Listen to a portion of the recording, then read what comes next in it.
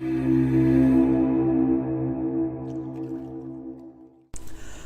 ำหลวงขุนน้ำนางนอนถ้ำอาถรรพ์ที่มีตำนานมีความสะพรึงทุกย่างก้าวถ้ำนี้มีความกว้างใหญ่และลึกมากข้อมูลจากกองอุทยานว่ามีความยาวประมาณเกือบ10 กิโลเมตรโดยปกติถ้ำนี้จะไม่ค่อยมีคนเข้าไปข้างในเพราะดูลึกลับและน่ากลัวมากชาวบ้านแถวนี้รู้ดีถึงอาถรรพ์และความลี้ลับที่อยู่ภายในถ้ำจึงไม่มีใครกล้าย่างกลายเข้ามาแม้จะเป็นในช่วงเวลากลางวันก็ตามถ้ำนี้มีตำนานเล่าขานถึงความลี้ลับมากมายไม่ว่าจะเป็นตำนานของเจ้าแม่ดอยนางนอนหรือตำนานเจ้าปู่พญานาคผู้ดูแลรักษาถ้ำแห่งนี้การที่จะเข้าไปในถ้ำแห่งนี้ตามความเชื่อต้องขออนุญาตจากผู้ดูแลถ้ำและเข้าไปชมด้วยความสงบห้ามส่งเสียงดังและพูดจาในสิ่งที่ไม่ดี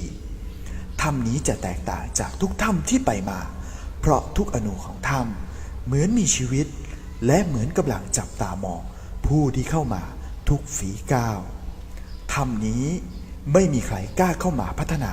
ให้เป็นแหล่งท่องเที่ยวทั้งที่อยู่ในเขตอุทยานขุนน้ำนางนอนซึ่งต่างจากถ้ำที่อยู่บริเวณใกล้เคียงกับได้รับการดูแลอย่างดี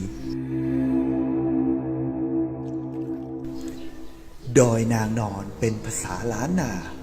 มีลักษณะเป็นทิวเขารูปร่างคล้ายผู้หญิงสยายผม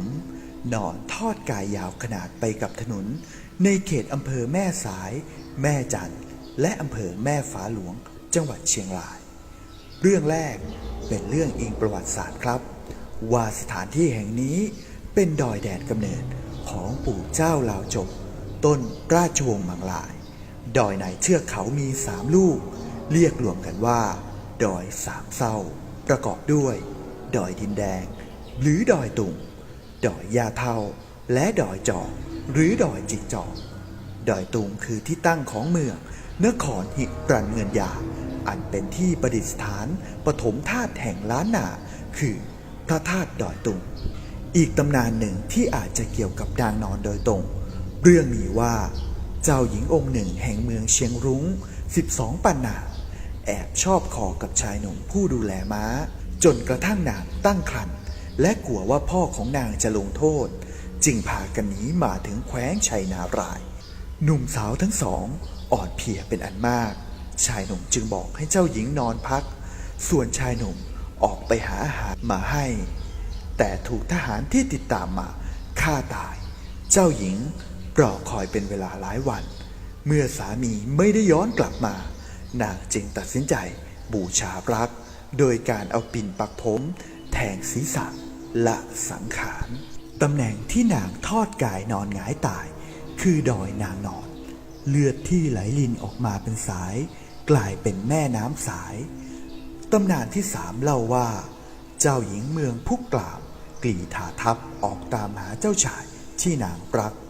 นางออกรบมีผู้คนล้มตายมากมายและขยายอาณาเขตมาเรื่อยๆจนมาถึง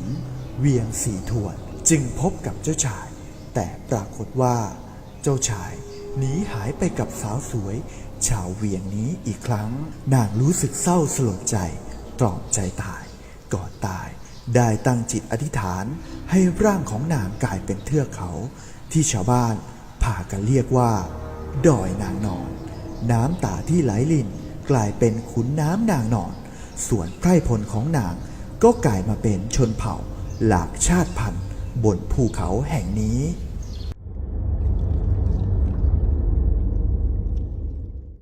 ส่วนเรื่องพญานาคที่เล่าขานกันมาในถ้ำแห่งนี้ตำนานสุดท้ายเกี่ยวกับพระธาตุจอมนาคพญาครุฑลักพาลูกสาวพญานาคมาแอบซุกซ่อนอยู่ในเทือกเขาพญานาคผู้พ่อออกตามหาก็มาพบลูกสาวนอนอยู่กับพญาครุฑในบริเวณที่เป็นต้นน้ำปัจจุบันเรียกว่าขุนน้ำนางนอนซึ่งอยู่ทางทิศตะวันออกของพระธาตุดอยตุงพญานาคขอลูกสาวคืนแต่พญาครุฑขอแลกกับทองคำ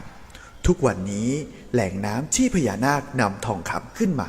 จากบาดาล หมาแรกลูกสาวนั้นเรียกว่าน้องตานาคบริเวณที่พญานาคส่งทองคำให้พญาครุฑนั้นเรียกว่าน้องละกาแปลว่าพญานาคลาจากสัตว์พวกนกกากลับบาดาลทองคำถูกนำไปเก็บไว้ที่ถ้ำสายคำหรือถ้ำสายทองก่อนกลับพญานาคสร้างพระธาตุจอมนางไม้ไว้ถ้ำหลวงขุนน้ำนางนอนตั้งอยู่ในพื้นที่ตำบลโป่งผางอำเภอแม่สายจังหวัดเชียงรายและขอบุญบารมีที่ข้าพเจ้าหนึ่งนาคาได้สร้างมาขอให้เจ้าป่าเจ้าเขาเจ้าเทพพยดาเหล่านาคีนาคาองค์พญานาคทุกหมู่เหล่าฟ้าดินจงเปิดเบิกทางให้ข้ามพ้นขอให้น้องๆและครูปลอดภัยรอดพ้นจากภัยอันตรายทั้งปวงด้วยเถิดอย่าลืม